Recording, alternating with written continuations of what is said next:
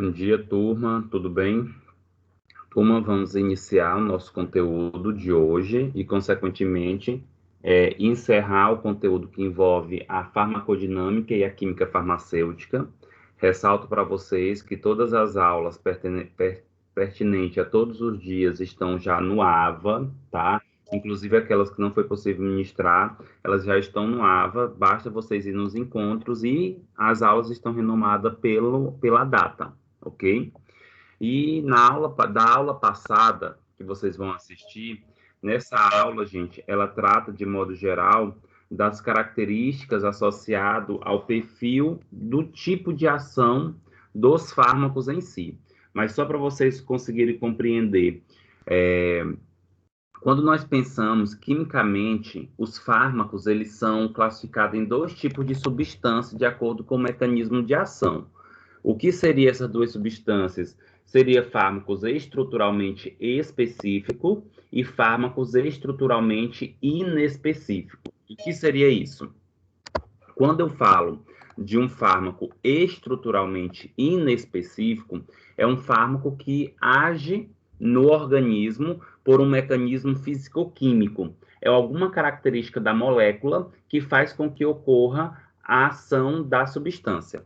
Quando eu me refiro a fármacos estruturalmente específicos, eu estou falando de um fármaco que vai agir ou vai ter um mecanismo de ação no organismo por interação da substância com o receptor. E a partir desse momento, quando a gente fala da substância, da interação da substância com o receptor, basicamente nós temos alguns pontos importantes a ser considerados. Quais seriam eles? As substâncias elas só conseguem agir sobre um receptor se elas conseguirem, de modo geral, ligar-se a esse receptor, interagir a esse receptor. Lembrando que as substâncias elas podem se comportar de duas maneiras no receptor. Ou pode ser uma substância agonista, ou pode ser uma substância antagonista, certo? E aí, de acordo com alguns pesquisadores, de acordo com alguns cientistas, eles apontam o seguinte, que para que uma substância ela venha interagir com o receptor, é necessário que tenha duas situações envolvidas.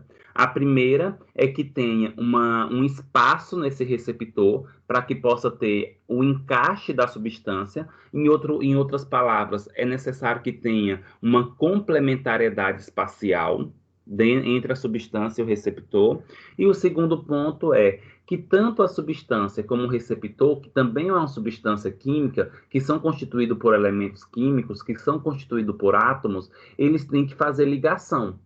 Essas ligações podem acontecer através de ligação iônica, covalente, ponte de hidrogênio, ou através de interações hidrofóbicas, força de Van der Waals.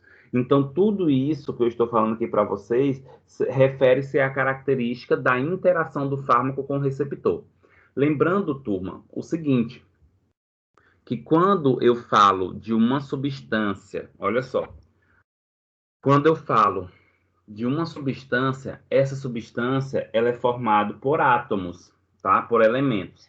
E lembra que os elementos, de modo geral, eles têm como objetivo, literalmente, se tornar estável. O que seria essa estabilidade? É apresentar 8 elétrons na camada de valência, né? De acordo com a tabela periódica, né? Os elementos, eles são considerados estáveis, de modo geral, quando tem 8 elétrons na camada de valência, ou 2 para alguns elementos, tá? Então, quando um átomo que não tem 8 elétrons na camada de valência vai chegando próximo de um outro átomo, eles acabam interagindo ou eles acabam se ligando para ter essa característica de complementariedade e de estabilidade. Diante disso, é importante nós começarmos a compreender alguns aspectos em relação, por exemplo, gente, à estereoquímica e à conformação dos fármacos.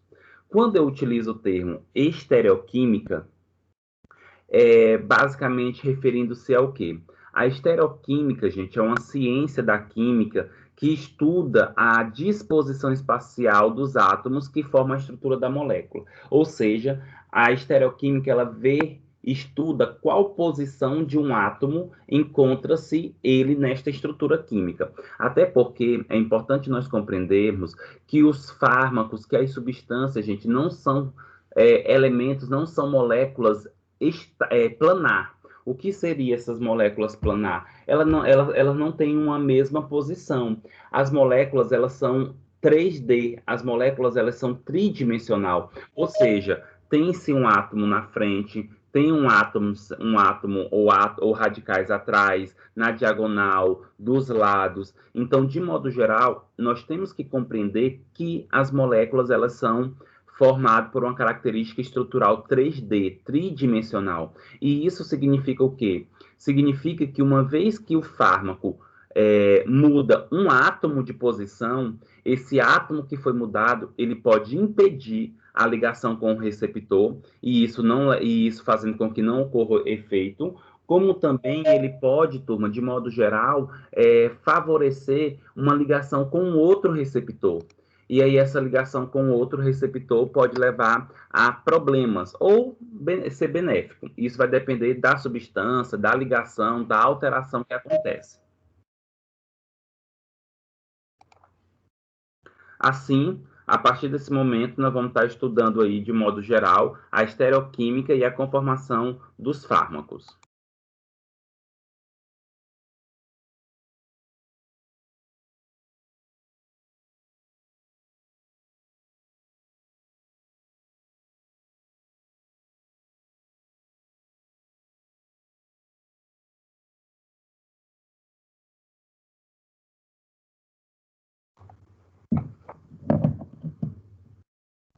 E aí, turma, nós podemos estudar agora aqui, né, a estereoquímica e a conformação dos fármacos. Então, olha só, o modelo chave-fechadura proposto por Emil Fischer é extremamente útil no entendimento dos eventos envolvidos no reconhecimento molecular entre fármaco e receptor.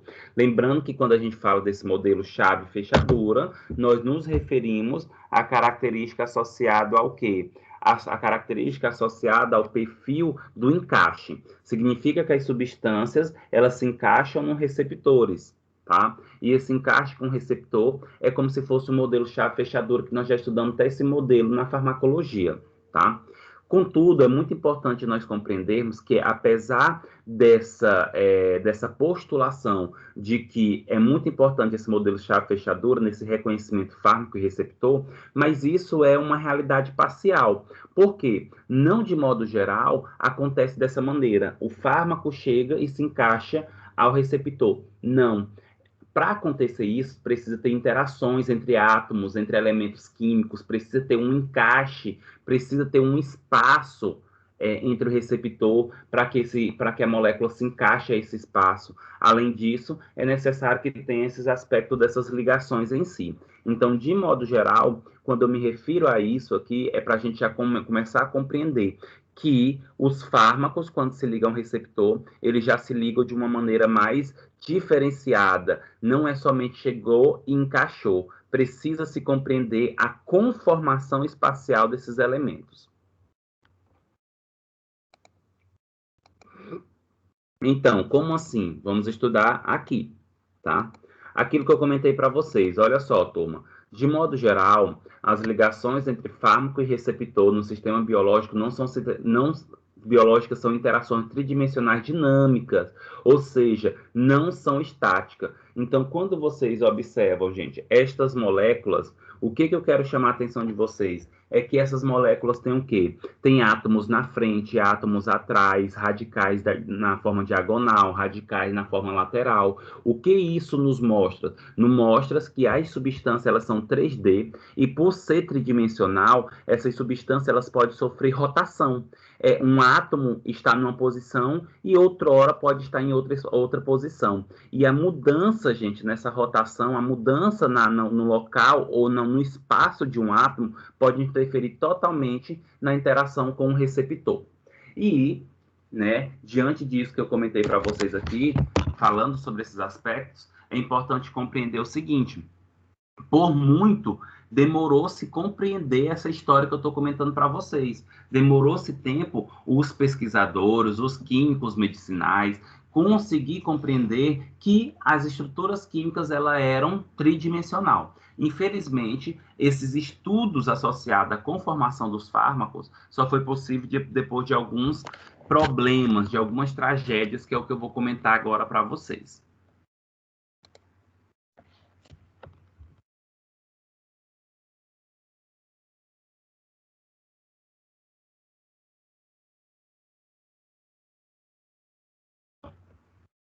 Olha só, por muitos anos, pouco se deu importância e pouco conhecimento se havia adquirido sobre as modificações moleculares na forma da estrutura dos fármacos no sistema biológico. Ou seja, não se entendia, até nessa geração da talidomida, que eu vou explicar para vocês, não se entendia como é que funcionava essa interação do fármaco com o receptor. O que levava à mudança no organismo ou na própria molécula do fármaco para ter essa interação, para ter essa característica.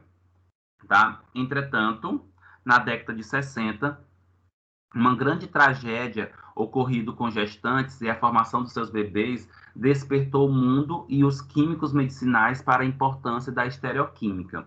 Quando eu falo dessa importância aqui da estereoquímica, gente, é literalmente o quê? Não esqueça, estereoquímica é uma ciência da área química que visa estudar na região, que visa estudar a posição dos átomos no espaço, na molécula, na estrutura.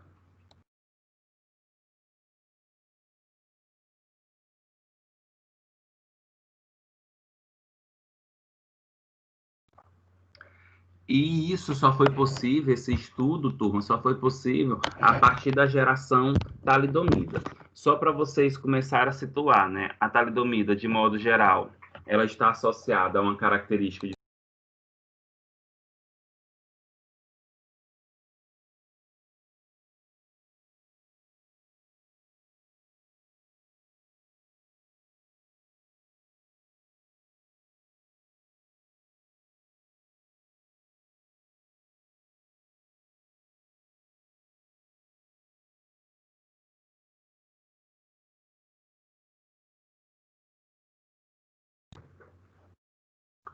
A talidomida, turma, de modo geral, foi um fármaco, na verdade é um fármaco, porque ela foi retirada do mercado, mas ainda existe há algumas prescrições para a talidomida. Mas a talidomida, gente, é uma substância hipnótica sedativa.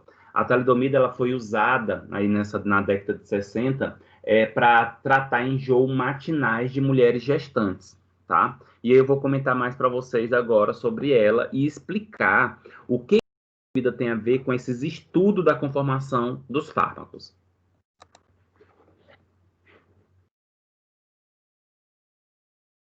Então, a talidomida esteve no mercado pela primeira vez na Alemanha, por volta de 1º de outubro de 1957.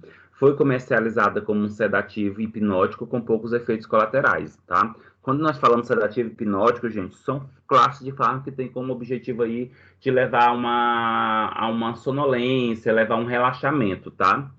Uma sedação. Só com uma sedação teoricamente mínima, tá? E aí, a indústria farmacêutica que a desenvolveu acreditou que o medicamento era tão seguro que era propício para prescrever a mulheres grávidas para combater enjoos matinais. É importante nós compreendermos que nós estamos falando aí de uma década de 60, né, no período de 1957, que nesse período aqui, turma, basicamente não se existia, de modo geral, ainda testes específicos toxicológicos, obrigações desses testes, fases clínicas em seres humanos, todas essas regras que hoje nós temos o conhecimento associado a esse perfil do desenvolvimento de fármacos, tá? E aí, se vocês observarem, nesse slide, nós temos aí essa estrutura, e essa estrutura que nós vamos estudar mais lá na frente é a estrutura da talidomida. E aí nós vamos começar a compreender por que a talidomida levou todos esses efeitos, essa tragédia, teoricamente, porque quando você pega os livros que vão estudar essa característica da talidomida, eles literalmente citam a talidomida como algo que foi uma tragédia. Então, olha só, gente. A talidomida, ela foi rapidamente prescrita a milhares de mulheres espalhadas para todas as partes do mundo, né, uma quantidade de 46 países sem circular, tá? Só um momento.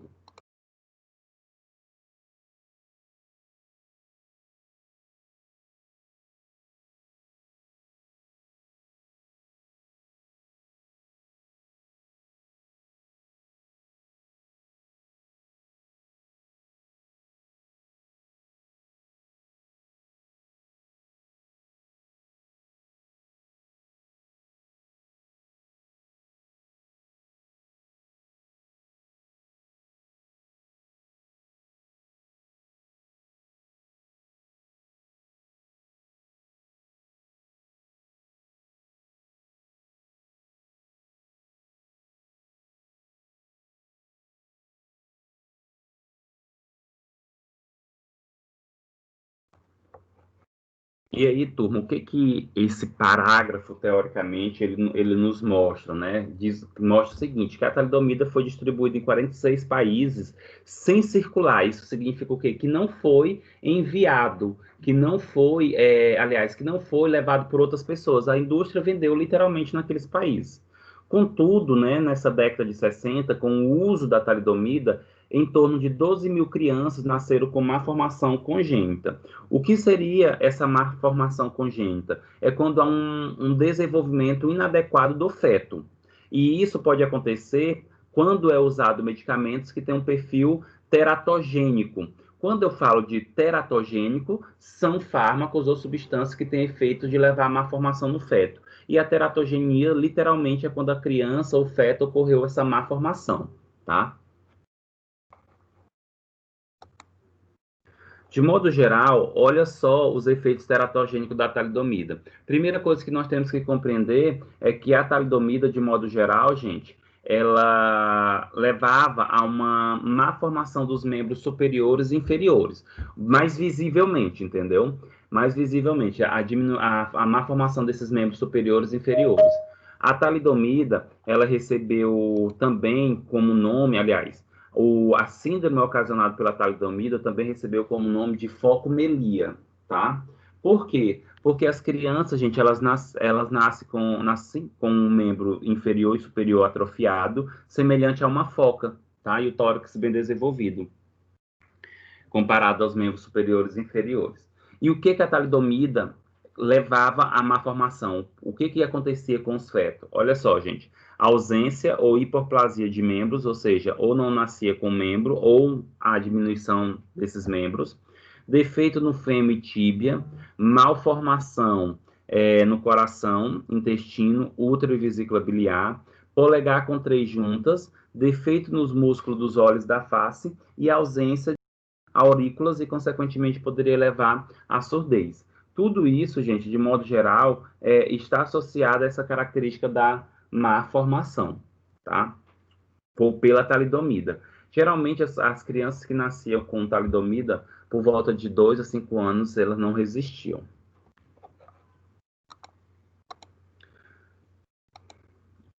E aí, turma, olha só, este episódio associado à talidomida foi o marco de uma nova era no desenvolvimento de novos fármacos. A partir desse momento, passou-se a ter destaque a conformação espacial dos fármacos e suas formas opticamente ativas. Em outras palavras, turma, foi a partir desse momento, a partir dessa tragédia, que começaram a estudar a conformação das substâncias, ou seja, como é que a substância se comportava, qual era a característica dessa substância, a estrutura em si, a conformação, o átomo está na frente, está atrás, está do lado, quais radicais ficam na frente, quais radicais ficam do lado ou atrás.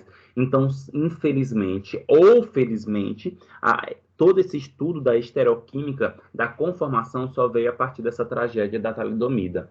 Mas também é muito compreensível que muitas vezes essa característica associada à melhoria de fármaco, o estudo de determinadas coisas, infelizmente isso acontece depois que vem uma tragédia associada àquela situação.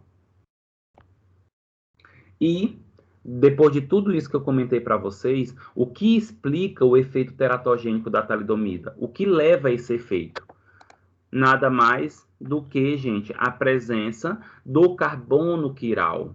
da presença do carbono alfa, da presença do carbono assimétrico, tá? E aí, quando se fala nesse carbono alfa, carbono assimétrico ou carbono quiral, é aquele carbono que faz 4 ligações com radicais diferentes. Primeira coisa que nós precisamos compreender é o quê? O carbono ele pertence à família 4A. Se ele pertence a essa família 4A, ele precisa, de modo geral, fazer 4 ligações, pois ele só tem 4 elétrons na camada de valência. E para se tornar estável, que foi aquilo que eu comentei para vocês, ele precisa fazer 4 ligações, ou seja, 4 radicais. Tá? Se esses radicais todos forem diferentes entre si, significa que ali é um carbono quiral. E o que leva esse carbono quiral? Toda vez que se tem na molécula um carbono quiral, esse carbono ele tem a capacidade de levar à produção ou desenvolvimento de isômeros. O que seriam esses isômeros? Duas substâncias molecularmente igual, mas estruturalmente diferente, porque a posição dos radicais pode mudar. E a gente vai observar mais detalhes lá na frente. E quando isso acontece, e que esses isômeros têm a capacidade de desviar a luz para a esquerda ou para a direita, significa que eles são opticamente ativos. Em outras palavras, eu estou dizendo que nesse momento acontece o que nós chamamos de isomeria óptica, tá? E aí nós vamos estudar mais detalhes a partir de agora.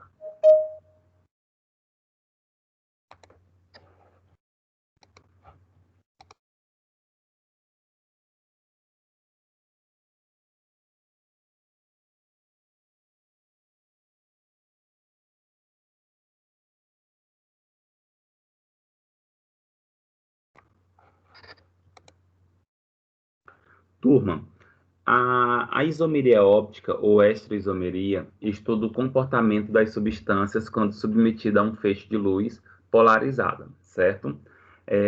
E assim, os isômeros ópticos eles possuem a mesma forma molecular, como eu comentei anteriormente, mas são diferenciados por sua atividade óptica e às vezes possuem atividade biológica diferente. Mas por que biológica diferente? Porque, turma, a mudança de um átomo de posição, eu posso perder todo um efeito farmacológico, como eu posso também ganhar um efeito farmacológico, levar um efeito adverso, tá?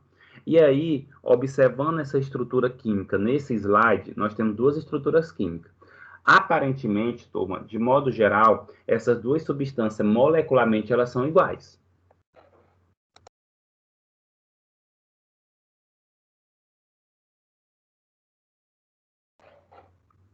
Como assim, turma? Observa só, na substância, na estrutura química do lado esquerdo.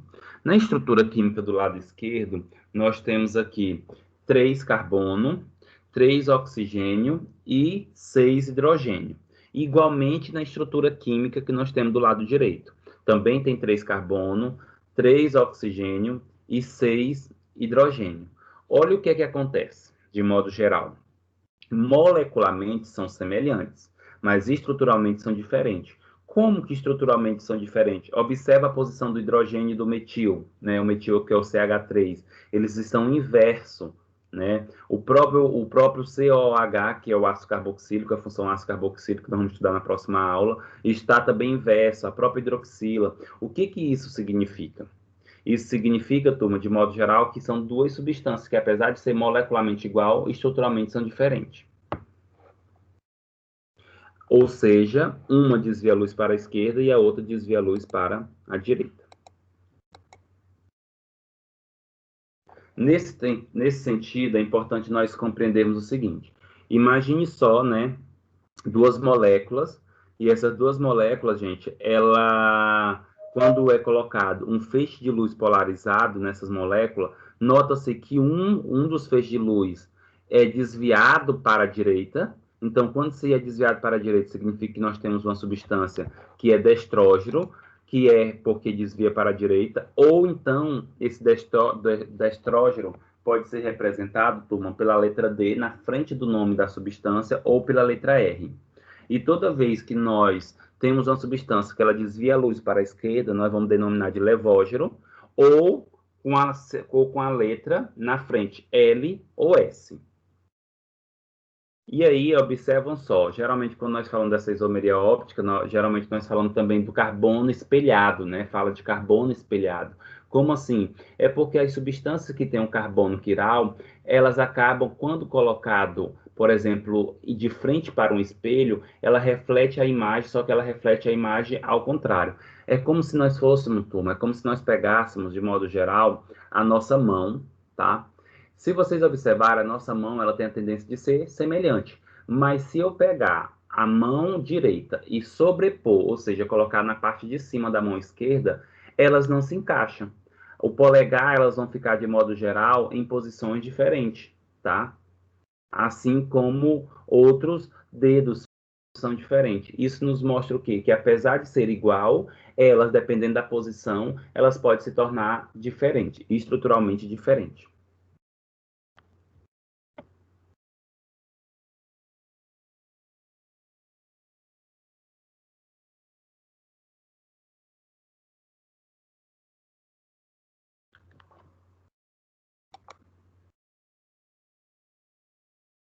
Diante dessa característica, né, que eu estou mostrando aqui para vocês, sobre essa questão da isomeria óptica, mas o que leva esse tipo de isomeria nas moléculas, né? No caso, esse tipo de isomeria óptica. O que leva a isomeria, turma, é a presença do carbono quiral, tá? Ou de carbonos quirais. Lembra que quando eu falo carbono quiral é a mesma coisa que carbono alfa, que é a mesma coisa que carbono assimétrico, tá? E o que seria esse carbono quiral? Lembra que o carbono, ele faz 4 ligações, né? E toda vez que eu tenho radicais diferentes nessas ligações, ou seja, o radical 1 é diferente do 2, que é diferente do 3, que é diferente do 4, e eles são diferentes entre si, eu tenho um carbono quiral. E toda vez que eu tiver um carbono quiral na molécula, eu vou ter, turma, de modo geral, eu vou ter 2 isômeros, tá? Ou seja, vou ter um isômero que desvia a luz para a direita e outro para a esquerda. Se eu tenho 2 carbonos quirais, vou ter 4 isômeros, e assim por diante.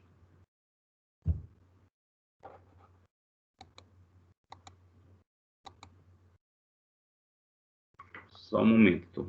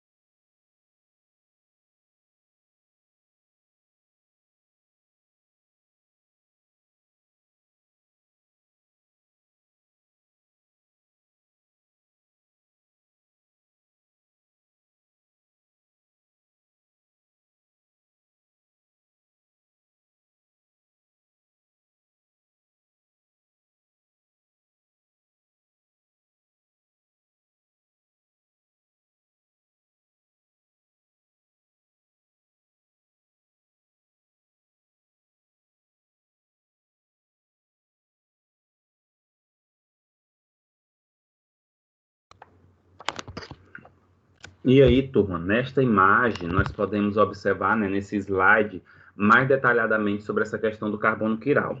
Observa que nós temos aqui, de modo geral, do lado esquerdo, o ácido lático, que é uma substância que apresenta o carbono quiral. Se vocês observarem, o que é que acontece? Nós temos aí o carbono centralmente, e começando da parte direita, em sentido horário, nós temos o quê? O radical COOH, que é um radical que tem como função ácido carboxílico. Depois nós temos o hidrogênio e oxigênio, que é a hidroxila. Depois nós temos aqui o CH3, que é o metil, e depois o hidrogênio. Observa de modo geral que todos esses radicais eles são diferentes um do outro, e está ligado a um carbono. Consequentemente, isso significa o quê? Isso significa que nós temos um carbono quiral, e se tem um carbono quiral, ele vai ter o seu isômero. Esse isômero pode ser o que desvia a luz para a esquerda ou para a direita. E se vocês observarem na imagem do lado, né, ainda em relação ao ácido lático, observa que nós temos a mesma estrutura, só que a hidroxila está de um lado e o hidrogênio está de outro. É só para vocês compreenderem que molecularmente são igual, mas estruturalmente são diferentes. E por ter essa estrutura diferente, pode levar a várias consequências lá na frente. Ainda nesse slide, pensando nessa característica dessa imagem, observa só o seguinte. nós temos aqui a molécula 1 e nós temos aqui a molécula 2, tá? Que é essas coloridas. Gente, observe que elas têm os mesmos átomos. Eles têm o flúor, o cloro, o bromo e o hidrogênio, tá? Tanto na molécula 1 como na molécula 2. E nós temos o carbono, que é a bola preta. Se você pegar a molécula 1 e sobrepor sobre a molécula 2, vocês podem observar que os átomos eles vão acabar ficando em posição diferente, tá? Como, por exemplo, o hidrogênio ele fica em posição diferente do bromo, tá? Aliás, eles ficam na mesma posição, o que isso significa que eles acabam sobrepondo, mas em característica diferente. E isso é o que nós chamamos de isomeria óptica. E aí, tudo isso que eu estou falando para vocês é basicamente para quê? Para justificar e explicar o porquê que a talidomida levou a esses efeitos, né, graves, essas tragédias. Mais de 12 mil crianças nasceram com focomelia, tá? Vamos tentar compreender. O que foi que descobriram a partir da talidomida? A isomeria óptica. Descobriram na molécula da talidomida a presença do carbono quiral, tá? A presença do carbono quiral. Olhando para essa molécula da talidomida, vê se vocês conseguem observar onde é que está o carbono quiral, tá? Gente, o carbono quiral, ele está ligado a esse nitrogênio.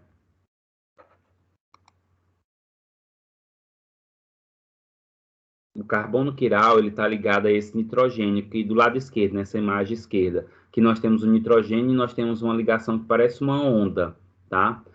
O carbono quiral é esse que está bem no início dessa cadeia fechada aí, tá?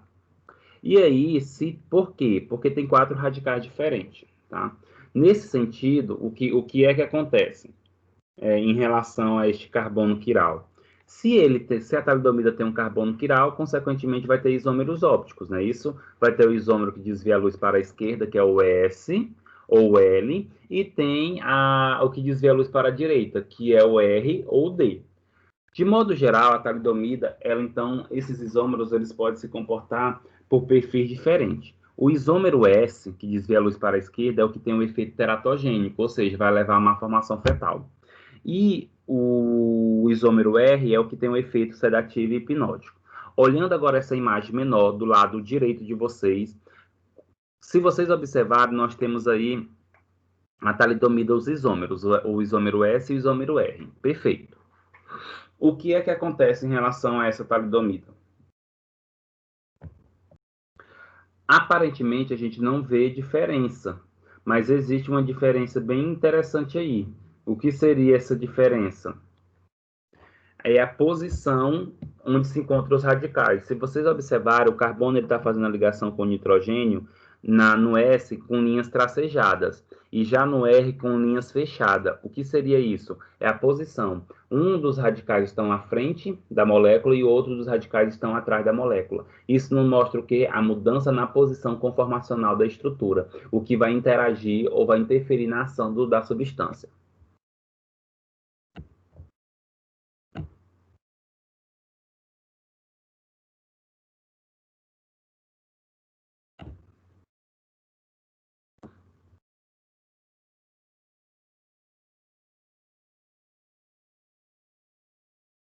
Assim, turma, o isômero S da talidomida, né, que é um isômero teoricamente que está associado aí ao perfil teratogênico, ele tem esse efeito teratogênico porque ele acaba formando espécies reativas de oxigênio. Entre outras palavras, ele acaba levando à produção de radicais livres. E esse radical livre acaba ligando-se com regiões nucleofílicas de macromoléculas do feto, levando à má formação dessas células.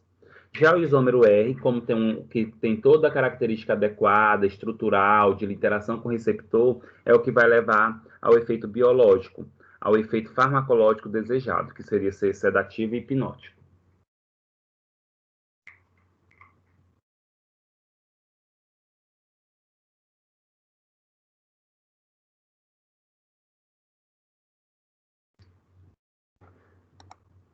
Turma, para fixar melhor essa característica em relação à isomeria óptica, eu vou falar rapidamente sobre o propanolol, né? Que o propanolol também acaba tendo essa característica associada à isomeria óptica, tá? E sobre o propanolol, eu já falei várias vezes sobre esse fármaco, né? Que ele é antipertensivo, ele é um bloqueador dos receptores beta-adrenérgico, tá? E outras funções associadas a ele. Esses dois cientistas, Enzo e Stendman, eles acabaram postulando, né, estudando o mecanismo de ação do propanolol em relação à interação com o receptor. E aí eles comentaram que o propanolol ele tem uma estrutura que acaba favorecendo três pontos de ligação desse fármaco com os receptores. E aqui nós temos a molécula do propanolol. Turma, olhando essa molécula do propanolol, eu gostaria que vocês encontrassem o carbono quiral e olhassem para ela e verificassem em que possível local esse fármaco pode interagir. Quais são os radicais presentes neste fármaco que pode ter uma interação com o receptor? É muito importante compreender que toda vez que eu pego uma molécula de um fármaco, tá? É importante eu olhar para ela e verificar quais os possíveis radicais que interagem, quais os possíveis locais de interação dessa molécula com o receptor, tá? Então, olhando para essa molécula do propanolol, aonde é que está o carbono? E, além disso, quais são os locais que vocês olham nessa molécula que pode interagir com o receptor? Tá aí a molécula do propanolol. 2 minutinhos.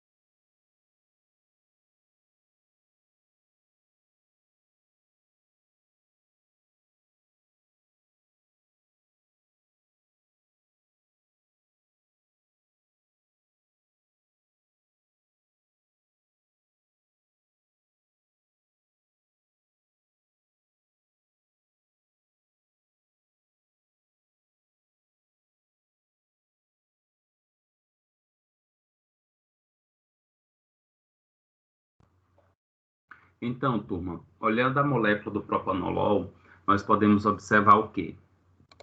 Olha só, aonde tem esse asterisco aí, é onde nós temos o carbono quiral, tá? Lembrando que quando nós falamos do carbono quiral, é aquele que faz 4 ligações com radicais diferentes, e é possível nós observarmos aqui, né? Que aonde tem esse asterisco é o carbono, aí o carbono está fazendo uma ligação embaixo com a hidroxila, do lado direito com esse outro radical que tem um grupamento amino, e do lado esquerdo nós temos o outro radical que seria, de modo geral, que tem esse grupamento éter, tá? E aí está faltando a quarta ligação desse carbono.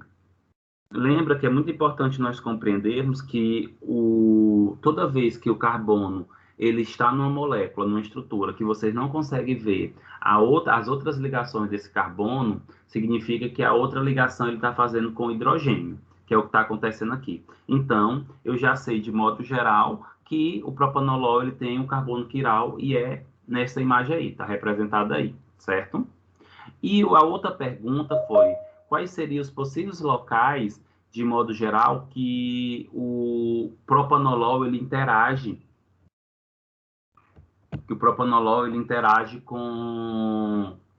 com os receptores, tá? E aí nós temos esses locais aqui que vai estar circulado. De modo geral, aonde está circulado é onde há uma interação do propanolol com o receptor, certo?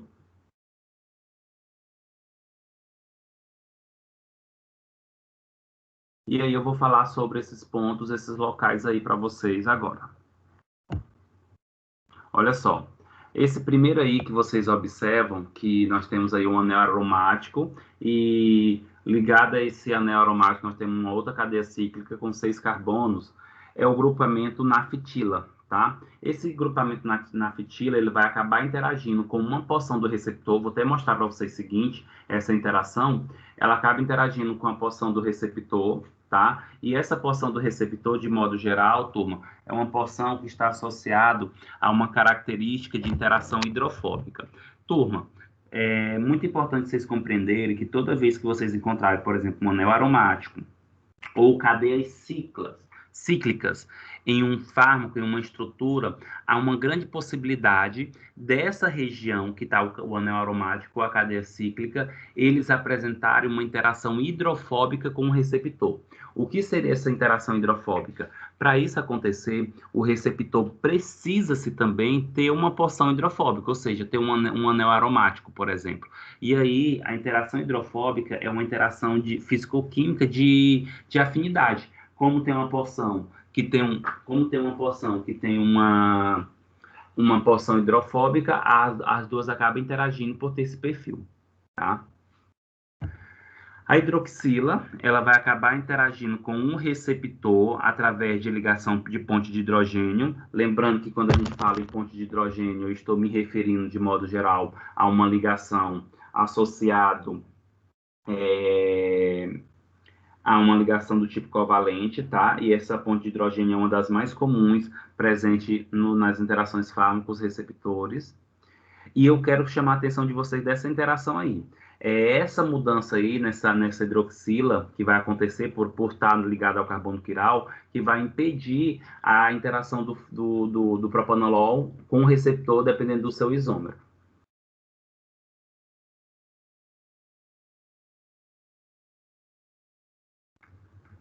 E a outra interação, outro local que pode ocorrer uma interação entre o fármaco e o receptor é a presença aí desse grupamento amina, tá? Que vai ter uma interação, uma ligação com o receptor através de uma ligação iônica, tá? Lembrando que a ligação iônica existe aí a transferência, ganho ou perda de elétron. A ligação covalente já ocorre de modo geral quando tem compartilhamento de elétron. E a ponte de hidrogênio, quando o hidrogênio se liga a elementos eletronegativos, como oxigênio, flúor, nitrogênio.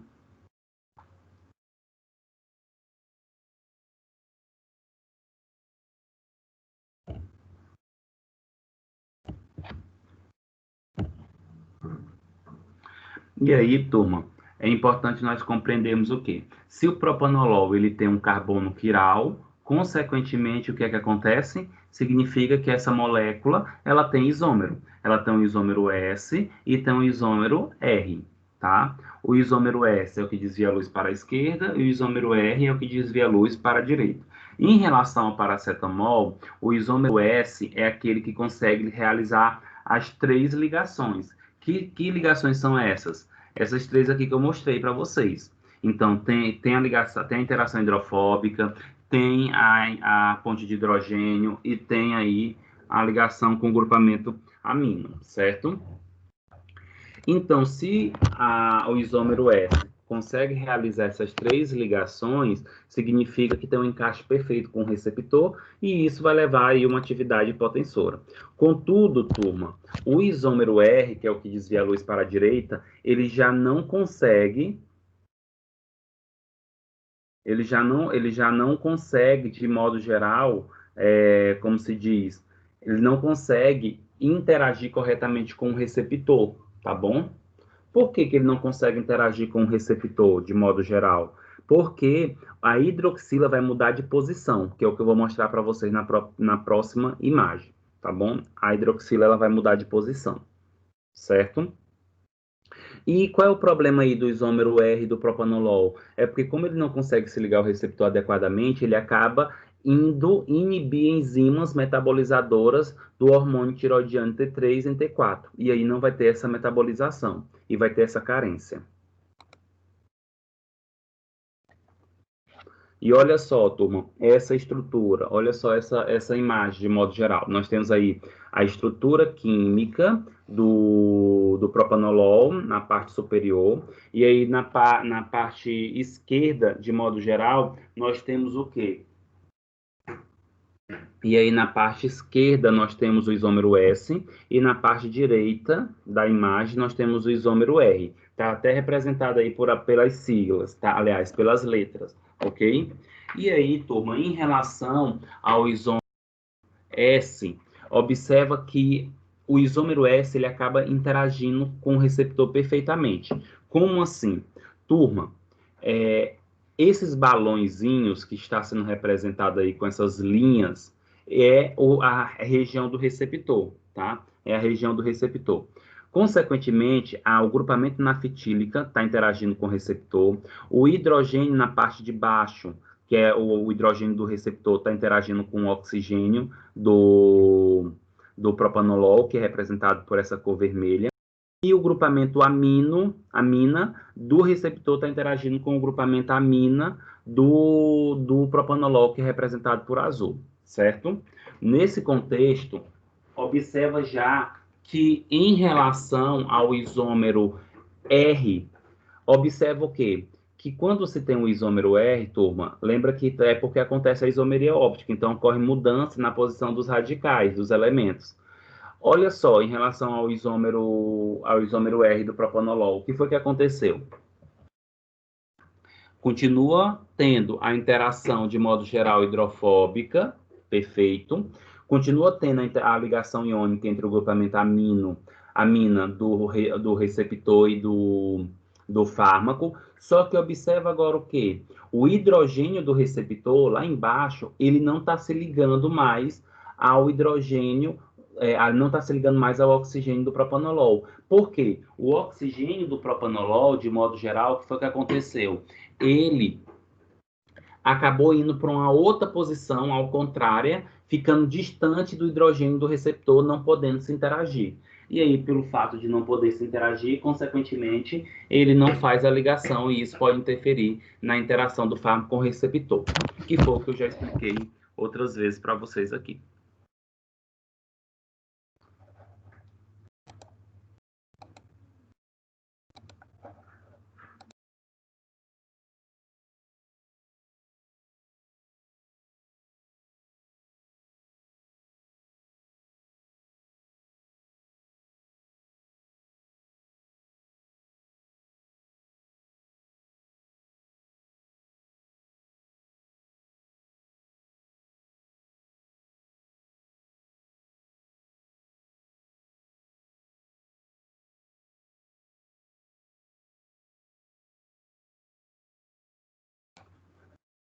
Então tá, turma. Assim, nós finalizamos essa parte que envolve a isomeria óptica, e é importante compreender que a isomeria, né, esse termo isomeria significa moléculas semelhantes, de modo geral, não acontece somente em carbonos quirais, tá bom? Então, de modo geral, o que é que vai acontecer nesse contexto? Olha só, assim como em fármacos que possuem centros ópticos ativos e em suas moléculas ocorrem diferentes interações devido aos rancematos presentes, e suas conformações espaciais, em moléculas que apresentem dupla ligações também pode haver isomeria. Ou seja, como assim? Olha só, eu aprendi agorinha que isomeria acontece com carbono quiral com ligações simples. Agora lá me vem ele com conversa de dupla ligação. A partir desse momento eu vou estar mostrando para vocês outros tipos de isomeria que pode acontecer nos fármacos que não é a isomeria óptica. E a primeira que nós vamos estudar é a isomeria geométrica. E aí, quando eu me refiro nessa isomeria geométrica, turma, é aquela isomeria considerada cis ou trans. O que seria essa isomeria cis ou trans? É quando determinados grupos de elementos estão em posições semelhantes ou opostos. Se eu tenho um grupo de elementos que estão na mesma posição, a isomeria é cis. E se estão em posições opostas, a isomeria é trans, tá?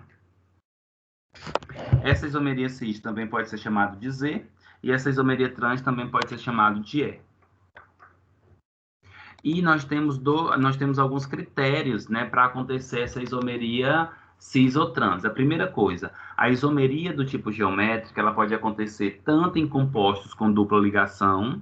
Quando eu falo compostos com dupla ligação, eu estou me referindo de modo geral ao quê? Eu estou me referindo de modo geral à característica da ligação do carbono dupla carbono. Então, toda vez que eu encontrar carbono dupla carbono, eu já tenho que ficar esperto para saber se ali vai ter uma isomeria geométrica ou não, tá? Mas existem alguns critérios para que tenha essa isomeria geométrica. Por exemplo, observa essa primeira imagem na parte superior, que nós temos o seguinte: carbono dupla carbono, e ligado aos carbonos nós temos todos eles hidrogênio. Turma, apesar de eu ter aqui o carbono dupla carbono, e esse elemento aqui não vai ter uma isomeria geométrica. Por que que não vai ter essa isomeria geométrica? Porque os radicais que estão ligados nos carbonos, eles são semelhantes.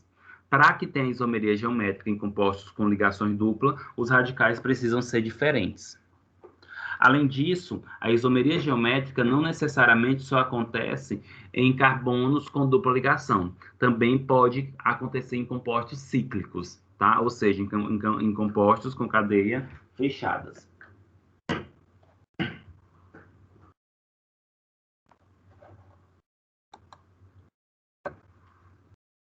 Então, vamos aí algumas regras associadas a essa isomeria geométrica.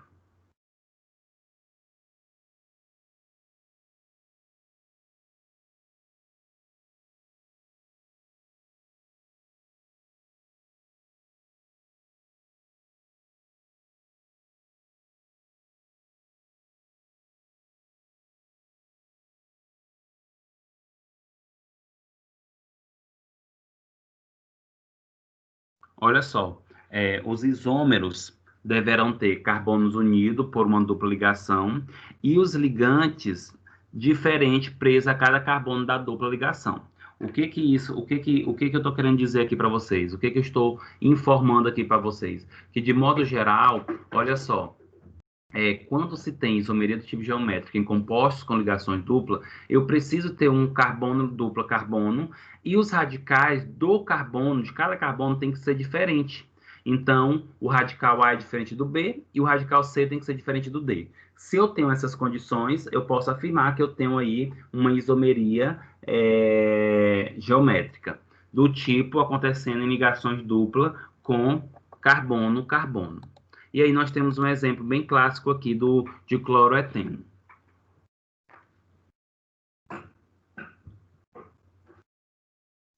Gente, olha só. Observe essas duas estruturas, né? Se vocês observarem essas duas estruturas, que é 1,2 de cloreteno, 1,2 de cloreteno, de modo geral, até o nome é semelhante.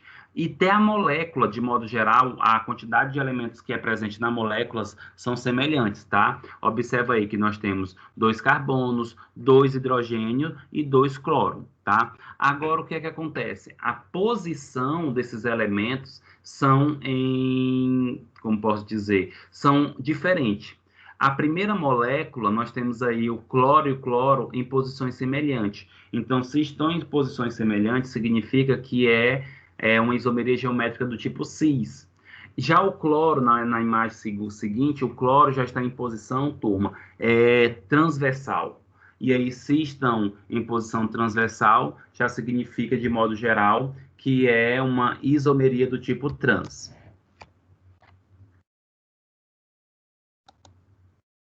E aí, como eu comentei para vocês, né, a isomeria cis, ela indica átomos iguais de um mesmo lado em relação aos carbonos da dupla, e a isomeria trans indica que os átomos estão em posições transversais ou opostas em relação aos carbonos da dupla.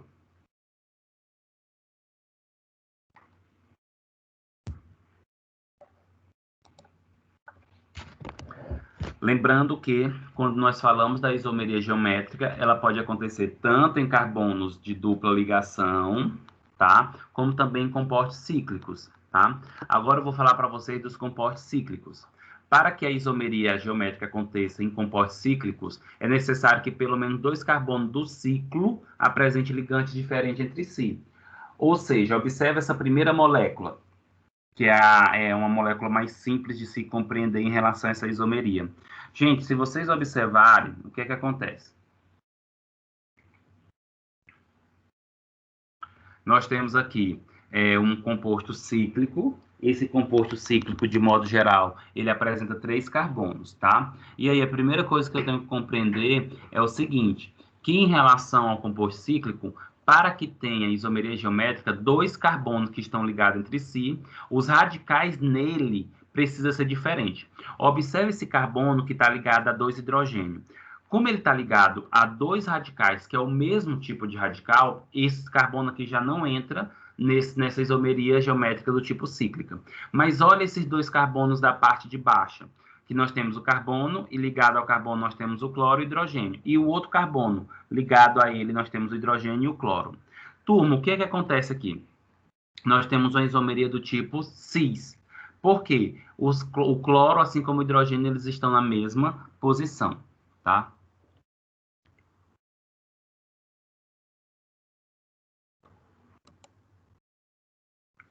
Para ficar mais claro, nós temos também essa outra imagem aqui, né? Por exemplo, o cis 1,2 de bromo ciclopropano e o trans 1,2 de bromo ciclopropano, que é essa primeira imagem relacionada aí a essa característica do cíclico, aonde tem um bromo. Observa só o seguinte, turma, nós temos aí o carbono ligado a 2 hidrogênios, ou seja, ele não é uma isomeria geométrica. Agora, quando tu olha os 2 carbonos, quando tu olha, por exemplo, os 2 carbonos de baixo, eles estão ligados por ligações simples e, de modo geral, os radicais são diferentes. Um radical aí é o hidrogênio e o outro radical é o bromo. Ou seja, eles têm perfil para ser uma isomeria geométrica. Logo, de modo geral, eu tenho uma isomeria do tipo cis e uma isomeria do tipo trans. Lembrando que isomeria cis é na mesma posição e a isomeria trans é em posições opostas.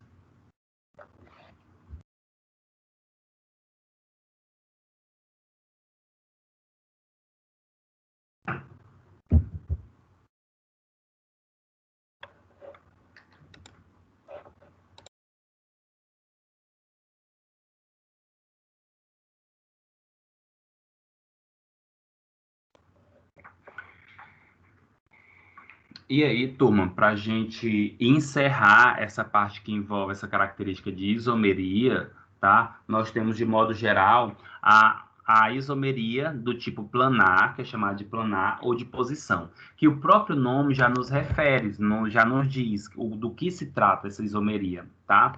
E aí, quando eu falo da isomeria de posição, significa o quê? Que possivelmente, dependendo da situação, uma insaturação, um átomo, um grupo substituinte, de modo geral, eles vão estar em posição diferente, tá?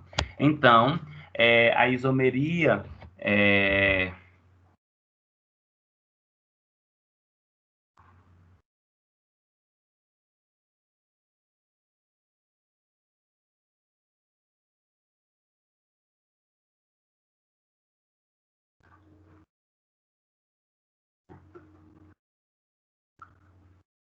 O que acontece? Essa isomeria, ela acontece, de modo geral, gente, quando dois compostos com a mesma forma molecular, mesmo grupo funcional e mesmo tipo de cadeia, mas que se diferenciam, por exemplo, na posição da insaturação, a do grupo funcional, a do heteroátomo e do radical substituinte.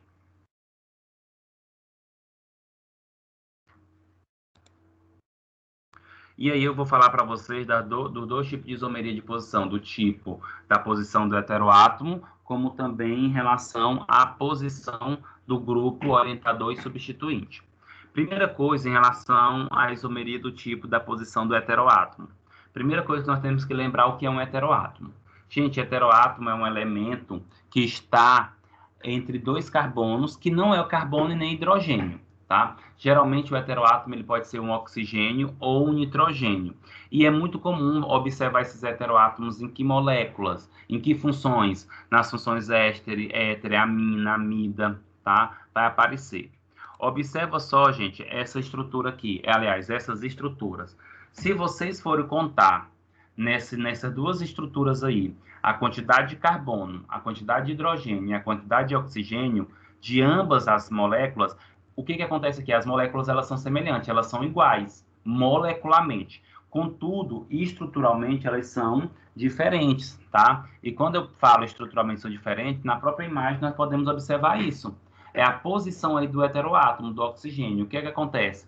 Na primeira molécula, o oxigênio ele está no segundo carbono, ligado ao segundo carbono. Já na segunda molécula, que é o metóxico, o oxigênio já está ligado ao primeiro carbono em si.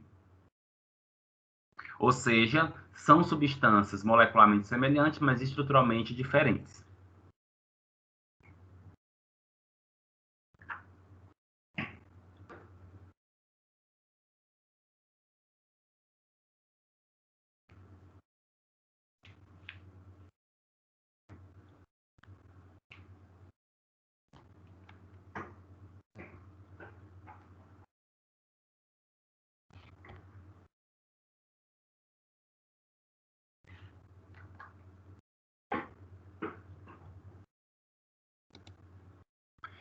E por último, turma, nós temos aí a isomeria de posição do tipo do grupo substituinte em compostos cíclicos. Então, toda vez que vocês encontrar, por exemplo, um composto cíclico, ou seja, um anel aromático, e nesse anel aromático já tem um grupo ou um radical, aquele radical ele vai ser o grupo orientador a partir daquele momento, a partir dele, de outros radicais, tá?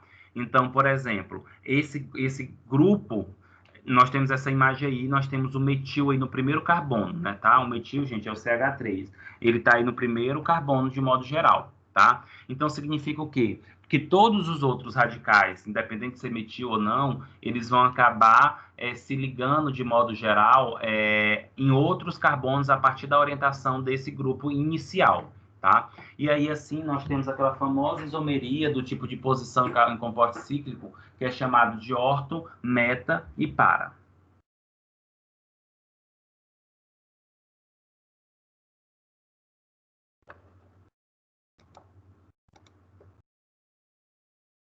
Então, olha só, gente, nós temos aqui, por exemplo, 3 substâncias. Essas 3 substâncias, se você for fazer a fórmula molecular delas, são todas semelhantes, ou seja, tem o mesmo número de carbono, o mesmo número de hidrogênio e o mesmo número de oxigênio, ou seja, todas são semelhantes, mas estruturalmente elas são diferentes. E lembra que o fato de ser estruturalmente diferente já vai interferir na ação ou na interação com o receptor. E aí nós temos aqui na primeira molécula, nós temos a hidroxila no primeiro carbono, e no segundo carbono nós temos aí o metil, que é o CH3. Então, nós temos o grupo orientador, que no caso seria a hidroxila, e os grupos substituintes a partir desse grupo orientador. E aí, se o grupo substituinte ele está no segundo carbono, ele vai ser chamado na posição orto. Se está no terceiro carbono, vai ser a posição meta. E se está no quarto carbono, vai ser a posição para, tá? Isso seria a isomeria do tipo de posição. Isso seria a isomeria do tipo planar.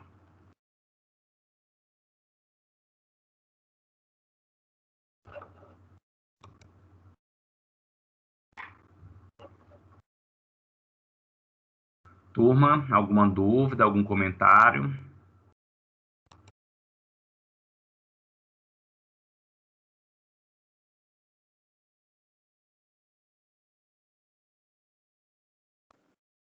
É só química pura, né, professor? É respirar, pensar, avaliar. Isso mesmo. Essa aula, basicamente, só é a química pura, né? E falando muito da interação do receptor, né? Literalmente, quando se fala dessa estereoquímica ou desta aula, a gente tem que olhar para a molécula e entender que aquela molécula é como se ela tivesse vida. Que a posição do átomo, que a posição dos elementos, elas são importantes para um efeito. E que esses elementos, eles não são estáticos, eles são tridimensional, então eles podem sofrer rotação. E aí, sofrendo essa rotação, pode ter efeitos esperados, ou que seriam os efeitos benéficos, ou os efeitos maléficos, tá?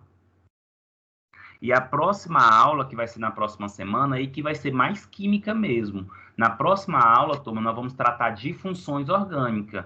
Então, por exemplo, várias vezes vocês ouviram falar aqui de éter, éster, amina, ácido carboxílico. Na próxima aula, vai ser uma aula só de funções orgânicas para vocês reconhecerem nas estruturas dos fármacos essas funções orgânicas.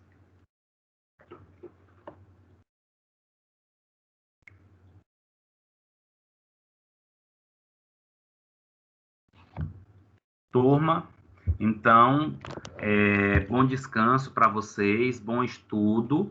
Na próxima semana nós temos a nossa penúltima aula, que seria que será funções orgânicas, e na outra semana, na segunda semana de novembro, nós vamos ter a nossa última aula teórica, que é sobre patente, e quando for nas duas últimas semanas de novembro, nós vamos ter nossas aulas práticas, tá? E aí, encerro com vocês nesse momento e até breve. Qualquer coisa é só entrar em contato. Bons estudos e bom descanso. Bom dia. Bom dia, Eudócio.